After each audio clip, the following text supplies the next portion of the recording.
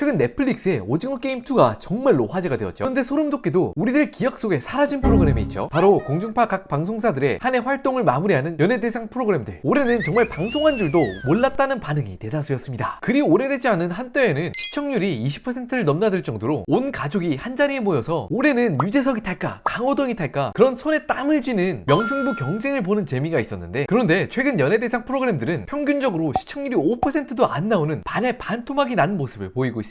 공중파의 몰락을 보여주는 것은 이뿐만이 아니죠. 즐거운 여가 시간을 책임져 주었던 공중파 방송들의 여러 예능들. 그런데 최근엔 이런 예능 프로그램들의 시청자층도 빠르게 줄고 있다고 하죠. 한 해 통틀어서 가장 인기 있던 예능 프로그램들을 정리해보아도 이젠 시청률 10%를 넘는 프로그램을 찾기가 어려워질 지경이라고 합니다. 유재석, 강호동과 같은 왕년의 예능 슈퍼스타들을 총집합해도 시청률이 3%, 5%가 나오는 경우가 허다하다고 하죠. 한편에선 한국 예능 10년, 20년째 나오는 사람 맨날 똑같은데 누가 보냐, 이제 전성기가 지났다 라고 성토하는 의견들도 있지만, 또 한편에선 의외로 전혀 다른 포맷의 예능을 통해서 완전히 대박을 치고 있는 신개념 예능들도 탄생하고 있습니다. 정말 빠르게 변하고 있는 한국 예능의 판도 흑우와 함께 빠르게 알아보겠습니다. 자, 반갑습니다. 흑우입니다. 자, 오늘은 한국인뿐만 아니라 해외로도 정말 많이 수출이 되어서 수많은 사람들의 즐거운 여가 시간을 책임주었던 한국 예능에 대해서 이야기해보려고 하는데요. 공중파 방송국들이 어려운 게 어제 오늘 일이 아니라지만 특히 공중파 방송의 예능의 인기는 정말 빠르게 식고 있는 것 같습니다. 5년 전, 10년 전이라면 정말 실패할 수 없는 조합, 유재석, 강호동이 나와도 시청률이 3%도 안 나온다는 프로그램들이 속출하고 있고요. 또 심지어는 같은 시간대에 시청률을 1위를 찍어도 광고 매출이 제대로 들어오지 않아서 적자를 보는 경우가 많다. 공중파 방송 자체가 위기다. 그런 이야기들이 나오고 있죠. 그렇지만 시청자들 입장에선 한국형 예능 프로그램들에 대한 인기가 빠르게 식고 있는 것에 대해서 또 할 말이 만만치 않게 많으시죠. 인터넷상에서 큰 호응을 얻었던 의견들을 보면, 야, 연예인들끼리 자화자찬하고 끝나는 걸 그걸 왜 보냐? 옛날에는 이걸 하면 시청자들이 재밌어 하겠지? 라면서 노력하는 자세가 보였는데, 지금 예능들은 야, 우리가 이거 하면은 우리 재밌고 행복하지 않을까? 그런 태도를 보이는 것만 같다는 의견이 굉장히 큰 호응을 얻고 있고, 예전보다 왠지 모르게 연예인들과 시청자들 사이에서 큰 간극이 생겨버리는 것 같다 라고 말하는 의견도 있습니다. 이런 댓글들을 보면 어떤 예능 프로그램인지 이야기를 하지 않아도 우리 기억들 속에서 하나둘씩 생각나는 것 같죠? 요즘 TV에 나오는 여느 예능을 딱 키면 이렇게 스튜디오 안에 연예인들 5명, 6명씩 앉아있고 연예인 한 분이 나와서 자랑하는 럭셔리 하우스, 맨날 똑같은 포맷인데 맨날 하고 있죠? 한강이 보이는 뷰, 비싼 인테리어, 평범한 집 거실보다도 훨씬 넓은 안방. 제가 잠깐 몇 개만 뒤지면서 찾았는데 그냥 구도들이 죄다 똑같습니다. 물론 야, 흑우야, 힘들게 노력해서 재능을 살린 연예인들이 좋은 집에 사는 게 그렇게 뭐가 대수냐 라고 생각할 수는 있지만, 그런데 꼭 굳이 나 혼자 이렇게 개꿀 빨면서 잘 산다는 걸 동네방네 알리면서 자랑할 필요가 있느냐는 말이죠. 사실 인생 그렇게 별거 없는 것 같기도 합니다. 추운 겨울날 힘들게 일하고 들어와서 신라면 하나 끓여서 국물 마시고 맥주 한잔 하면